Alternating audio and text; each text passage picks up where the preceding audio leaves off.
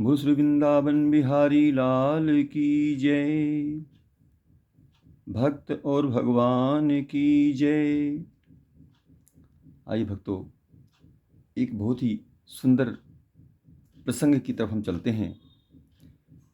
कहते हैं कि कर्म से भाग्य भी बदले जा सकते हैं। अगर हम अच्छे कर्म करते हैं तो हम अपना भाग्य बदल सकते हैं, ये निश्चित है। कहते हैं ये प्रसंग हमारे महाभारत में या गीता में भी आता है कि भगवान श्री कृष्ण ने एक बार कहा था, कर्मण्येवाधिकारस्ते माँ फलेषु कदाचन। यानी हमें कर्म करना चाहिए बिना फल की इच्छा किए हुए, और कर्म हमेशा हमें करते रहना चाहिए। आइए एक प्रसंग की तरफ हम चलते हैं। जब भगवान श्री कृष्ण ने सुदामा जी को तीनों लोकों का स्वामी बना दिया तो सुदामा जी की संपत्ति देखकर यमराज से रहा न गया, और यम भगवान को नियम कानूनों का पाठ पढ़ाने के लिए अपने बही खाते लेकर द्वारका पहुंच गए और भगवान से कहने लगे कि अपराध क्षमा करें भगवान, लेकिन सत्य तो यह है कि यमपुरी में शायद अब मेरी कोई आवश्यकता नहीं रह गई है,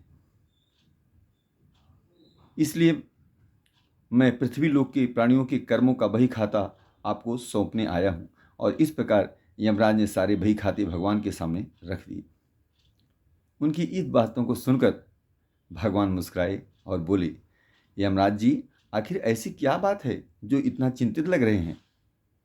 यमराज कहने लगे कि प्रभु, आपके क्षमा कर देने से अनेक पापी एक तो यमपुरी आते ही नहीं, वे सीधे ही आपके धाम को चले जाते हैं, और फिर आपने अभी अभी सुदामा जी को तीनों लोकों का दान दे दिए हैं, सो अब हम कहाँ जाएं।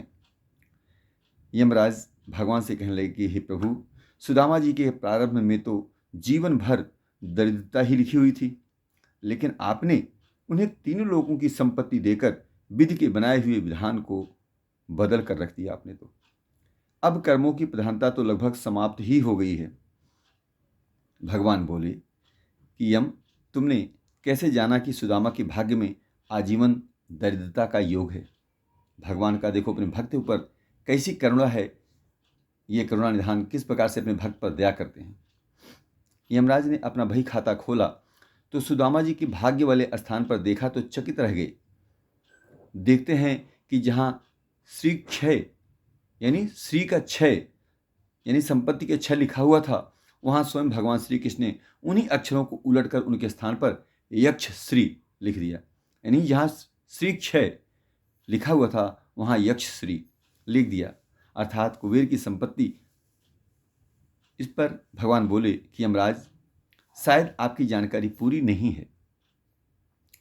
क्या आप जानते हैं कि सुदामा ने मुझे अपना सर्वस्व अर्पण कर दिया था, तो मैंने सुदामा को केवल उसी उपकार का प्रतिफल उसे दिया है। यमराज बोले कि भगवान, ऐसी कौन सी संपत्ति सुदामा ने आपको अर्पण कर दी, उसके पास तो कुछ भी नहीं। भगवान बोले, ये भगवान की करुणा है।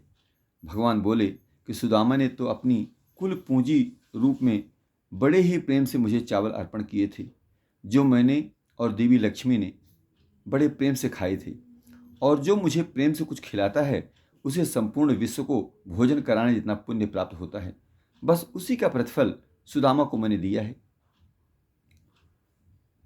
भगवान के इन वचनों को सुनकर के यमराज बड़े प्रसन्न हुए और अपने आप को गलत मानते हुए भगवान से क्षमा प्रार्थना करते हैं। भगवान हमारे श्री द्वारकाधीश जी इसी पर हमारे दयालु हैं। ऐसे भगवान हमारे प्रभु श्री द्वारका भगवान, जिन्होंने न केवल सुदामा जी पर कृपा की, बल्कि कई प्रसंग आते हैं द्रौपदी की बटलोई से बचे हुए साग के पत्ते भी बड़े चाव से खाकर दुर्वासा ऋषि और उनके शिष्यों से पांडवों को बचाया था। ये कथा हम किसी दूसरे भाग में चलेंगे तब करेंगे। यहाँ हम कर्म से किस तरह से भाग्य को बदला जा सकता है इसके बारे में जाना, और भगवान की करुणा अपने भक्तों पर हमेशा बनी रहती है। इसलिए हमें भगवान की भक्ति भाव में लगे रहना चाहिए, क्योंकि यह हमारा जीवन भगवान के नाम से ही सार्थक है। इसलिए हमें उस परमपिता परमात्मा को ध्यान रखना चाहिए, उसके भजन भाव करना चाहिए, उसके गुणगान करना चाहिए।